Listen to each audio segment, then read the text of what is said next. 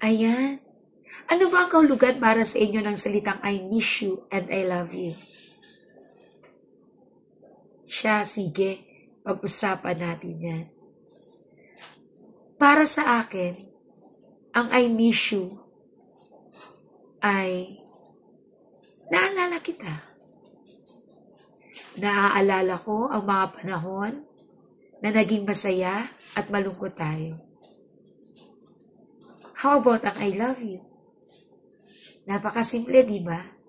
Pag sinabi natin I love you, mahal kita. Mahalaga ka. Padhangata ka.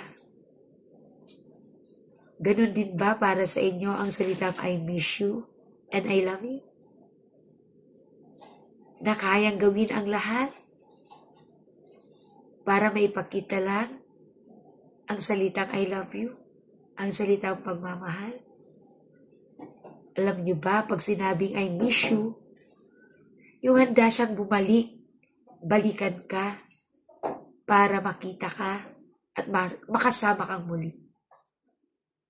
At ang I love you, handang magsakripisyo para sa salitang pagmamahal. Handang tanggapin ang sakit na maaaring maidulot nito. Yon ang tunay na kahulugan ng I miss you and I love you. That's all. Thank you for watching. Bye everyone.